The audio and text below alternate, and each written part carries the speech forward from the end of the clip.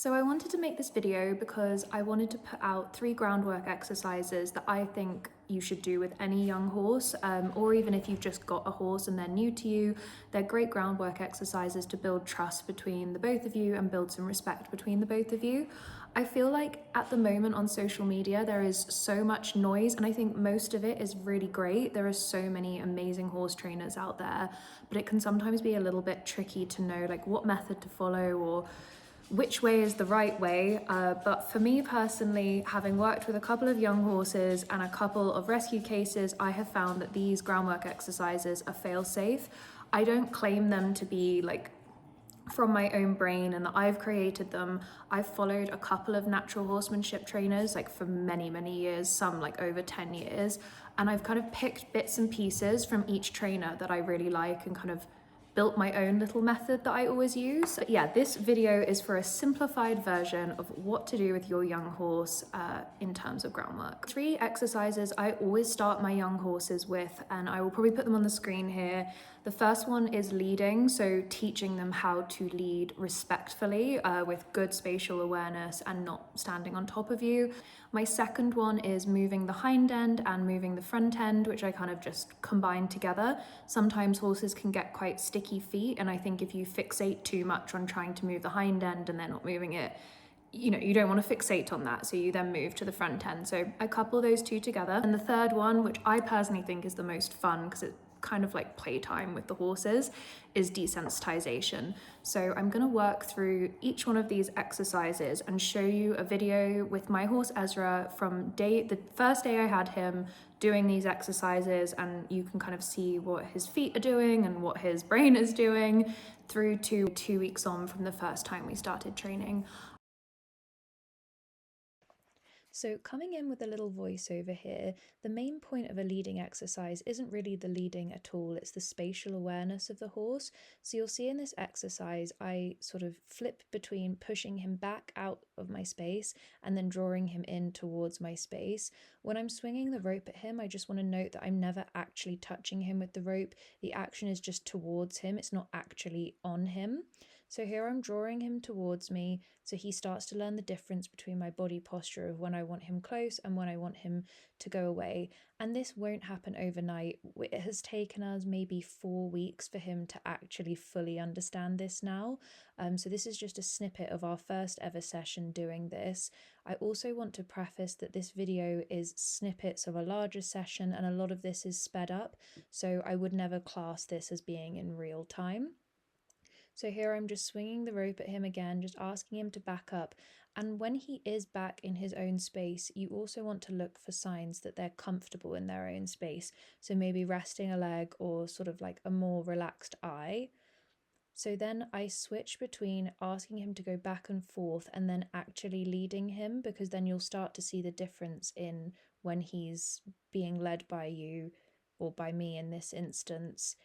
He's now no longer overtaking me, which annoyingly before this video started filming, when we were leading, he was overtaking me and pushing past me.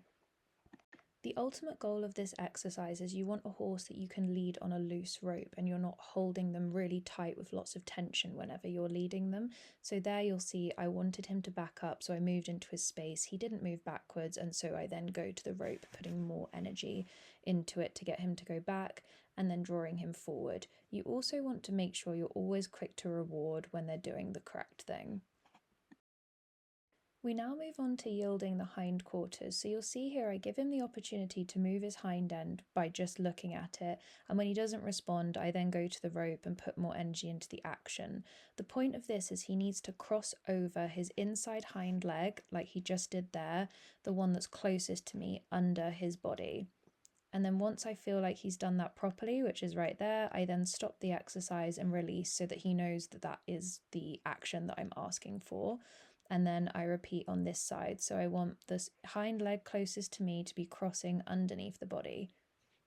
And then once you feel that they've actually understood and done the exercise correctly, release so that they know that they've done the right thing. So you always want to give them lots of praise for doing the correct thing.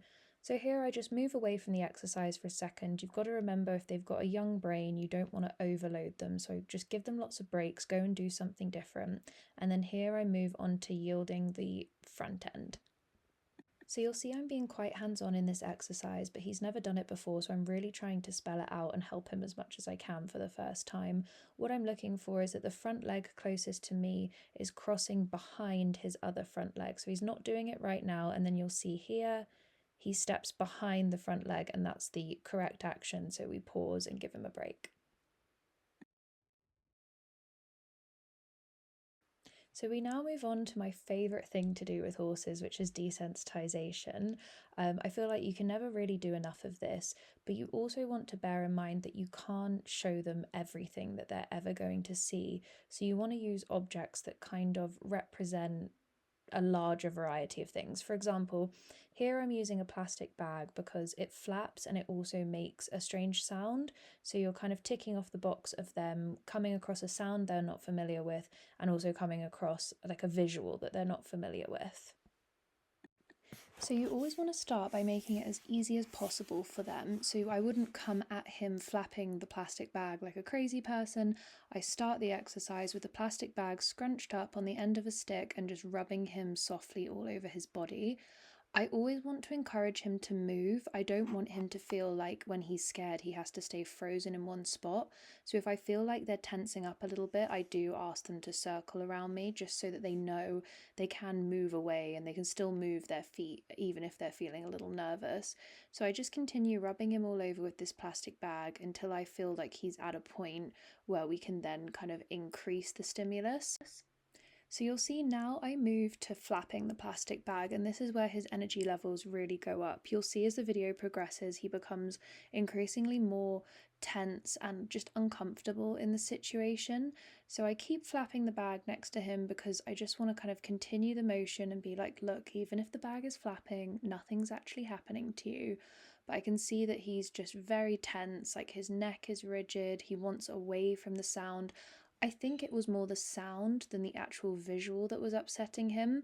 But yeah, he was getting in a bit of a pickle. But if your horse is in this situation, I wouldn't ever stop them from moving their feet. You don't want them galloping around like crazy, but allow them to move their feet, allow them to move in a circle around you. It's not about them having to stand and just put up with what's happening to them. And then I obviously saw that he was a little bit uncomfortable with the situation, so I slowed things down again and then rest the plastic bag on his shoulder, and I just go between resting it on him and actually flapping it. So after a few times of repeating this, he wasn't showing any signs of relaxation or acceptance, so I decided to change tactics and I flapped the plastic bag whilst it was moving away from him. Horses being a prey species, if something's moving away, it's less predatory than if something's like coming towards them. So I find that allowing the horse to follow the object they're scared of is a really good way of settling them down, because they suddenly come out of that prey mindset and they go more into like a curious mindset. So after I did that, I then returned to rubbing it on him. He was starting to show me some licking and chewing. He was puffing out. He even yawned at one point, although I don't think it's showing here in this clip that I'm using. So I kind of felt like he was giving me all the signs that I could return to flapping it near him and seeing how he would respond with that.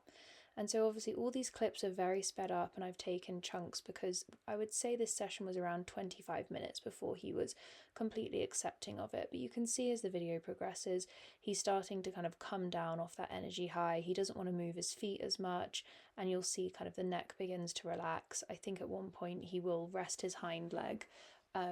You also want to make sure that you're repeating this exercise on both sides. Horses see differently in their left eye versus their right eye, so you always need to repeat, and you might find you get a bigger reaction out of one eye than the other. I always kind of think of it like we're left-handed or right-handed. Some horses seem more confident in one eye versus another, so just another thing to think of.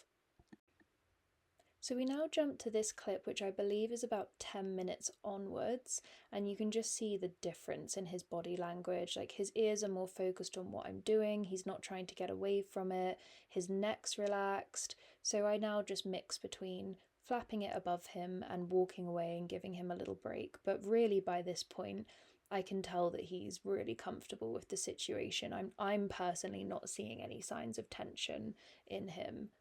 So we just flap under the belly, round the hind end, and then above the back. Personally, for me, I wouldn't get on a young horse unless they've, and I use air quotes here, passed this test, because you don't know what's going to happen when you're on their back. And I don't want to be on a trail ride or in the arena and something kind of blows past them or blows above them, and I get that explosive reaction when I'm on board. So I would really recommend doing this with any horse you've just recently purchased or any young horse. So here we switch to, this clip is actually taken, I think, a week and a half later. So I've got this big American flag here, and you can just see, this is the start of the session. You can immediately see the change in just him as a horse. He's naturally a lot more curious. He's wanting to follow things. He's wanting to use his mouth to bite it, which I do kind of encourage because I'm happy that he wants to explore things with his mouth and he feels confident enough to do that. And this session was probably all in all about 5 minutes.